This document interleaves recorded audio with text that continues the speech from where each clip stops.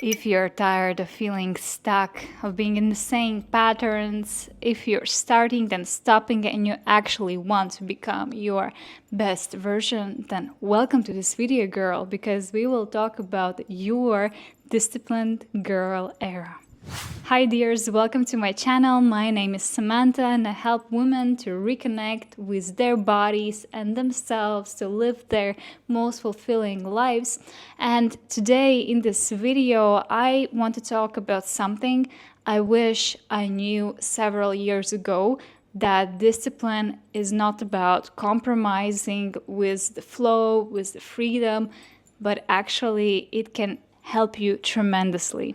And I want to be honest with you that I used to be burned out from discipline.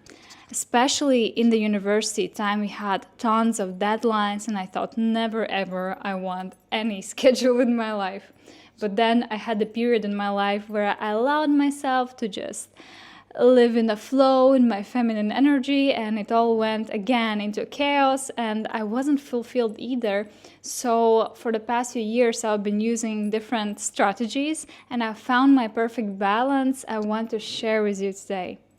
Okay, first things first, let's understand what is discipline, because discipline is not necessarily waking up at 5 a.m.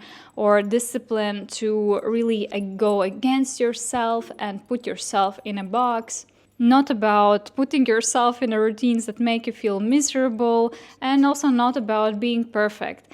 To me, discipline is, those habits, those daily things that we naturally don't want to do, but actually they in long term make us happier and we get closer to our goals.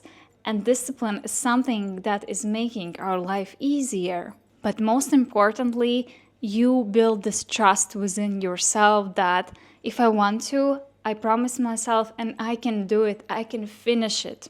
By the way, I have this video on my channel about feminine and masculine energies where I dive deeper how to balance also them. So if you want, you can check it out later. I think that the main reason why we can't stick to our goals and get disappointed and feel even worse with that is because we don't have the right mindset about discipline. And the number one thing is that discipline doesn't restrict your freedom, but actually discipline can give you the freedom. For example, in my life, discipline allows me to do what is necessary for my long-term goals, and then also scheduling things in a day that actually just make me happy. So if I do, let's say, homework in the morning when I set my discipline, then after a few hours I'm free to do whatever I want.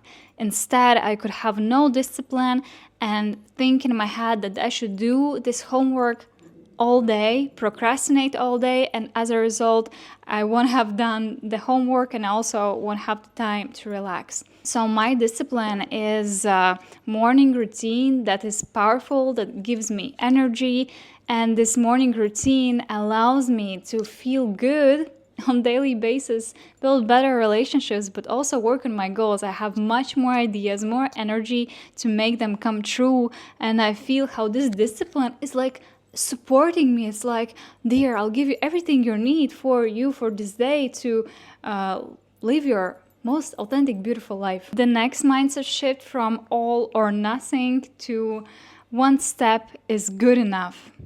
I think we all put to ourselves such a big pressure that we have to be perfect even in discipline, that if you skip one day or you don't feel well and you just don't do it, then you immediately feel bad about yourself and you quit. Like, let's start with the next Monday. I think the key here is, and what I'm also practicing, is that not being perfect, but returning. Focus on returning whenever you fall off. And I have this one rule: do it at least for a minute or 5 minutes and then you can just drop it. And usually I continue even doing it. We are not here to boost our ego how we are perfect. We are here to create meaningful habits that can support us, and this should be like a friendly cooperation with ourselves, not a strict one. So what if you started your discipline and allowed yourself to make mistakes and just be a cheerleader, like, oh, okay, come back on the track. And the third mindset shift is that not waiting for the future when you'll have it all figured out and you'll have the time and space to fulfill your discipline. Because I often hear that, oh, I'm a mom, I can't do it, or I have this life situation, that's why I can't do it. But honestly, we're living all the time in here and now, and if you can find time here and now, you'll also not find it in the future. I know so many examples where people in the most difficult situations and busy schedules found like 10 minutes for their one habit, and that one habit kept improving their lives and changing their lives and freeing up even the schedule more. I want you to set intention after this video that your disciplined girl era starts from today. You are ready, girl. And you'll be even more feminine, even more free. You'll just, at the same time, will achieve your goals and have more time for yourself. Okay, now let's get into the practical, how we establish this discipline in our lives. I'm giving you my framework that allowed me to stay consistent without burning out. Step 1, clarify your whys and choose your habits wisely. I honestly never understand when you set just a random habit like, I want to learn Portuguese. Why? Oftentimes it's like a trend to learn language or just be sporty, but I believe that your habits should support your mission, your goals. So what I do, I write out my top 5 priorities in life. Usually it is health and well-being, it is success in my work, happy relationship, and so on. Next to these priorities, write what would be the habits that could support these priorities and fulfill your goals in a long term. And then write how would you feel after a year of doing this new habit, how this priority can grow. And then you can also think what happens if you don't do any steps to fulfill this priority, this goal. Here it's also so important to choose what really matters to your heart, like you can speak to yourself. What is the most important thing to me? And only do it from your heart. Don't do it what is just trendy. Number 2, start ridiculously small. I know that at first we have so much enthusiasm and we write like 10 goals. I have better strategy. Choose one thing. Like 10 minutes of reading, 10 minutes of sport, or just a glass of some drink that you need, whatever. Put it as like a hard goal you want to fulfill. That will be your main habit. And then you can write your preferred routine, as I say. Like main goal and then your preferred routine, so that when you finish that goal you probably feel motivated to do some other things that are right, and then you look at your schedule and you know, okay, after workout it would be nice to clean up, after cleaning up it's nice to say affirmations, and then you naturally can build up those other habits. But on the days when you won't feel like doing, at least you'll have only one thing to do and no pressure. Because really, after a week of habits, the enthusiasm lowers, and we need just to take that into account. Step number 3, design your environment. Make good choices easy and bad choices hard. Like if your habit is not eating chocolate, buy alternatives and throw away the chocolate. Or put your workout clothes in a visible place. Or what I do often is I put on the paper my morning routine so that I just simply don't forget it, and make it everything so easy to access your habits. Clean up, like prepare anything you need for easy and flowy practice. My suggestion is to tie your habits to some core things in your life. For me, it's morning. I know I wake up and then I have certain things I do and they never change because I wake up every day.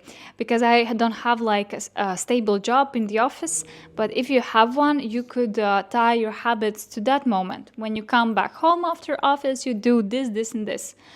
or anything else that in your life is an everyday routine, it's much easier to connect your habits to something that is already in your planner. Step 4, track your progress. I think it's just amazing to see progress over the months and also see how much you're doing or not doing. Like sometimes we think, oh, we did it all, but we look and actually we only did it 2 days out of the week. So do it in your notes or on the paper, but track your progress so that you can make conclusions and think, how next week I can do it more often. Like, again, not an approach that, oh, I failed, but the approach that how can I make it easier for me? I will leave somewhere here the apps you can use to track your habits. Step 5, community. If you have the opportunity to do it in a community, like going to a yoga class or together with your friends, communicating that let's do together this and that, or you're in some course or program, then of course this really helps you. I have a 3-day energy reset. It is like 10-minute videos with body practices that help you to get this energy. It's what I do every morning. I'm just sharing with you. And it's totally for free. If you want to start with something that is known, you can try this 3-day challenge for yourself. It's just small commitment. The link will be down below. So, dears, when you do these things, after just a few months, you'll look back and see how much progress you've made. You'll see how everything you do just makes sense, makes you closer to what you want in life, and that will be the biggest fulfillment. You'll become the best version of you, but most importantly, you'll learn to trust yourself. So here is a challenge for you. Pick just one habit for the next 30 days. Write it in the comments to anchor it. I read every comment. I will cheer you up, and let's do it together. Remember, your discipline girl era doesn't start at the right time. It starts just when you decide, and the time is now. So let's do it together. I'm so proud of you being here, wanting to do something with your life, building it. So I'm happy you watched this video, and see you in my next one. Thank you. Bye.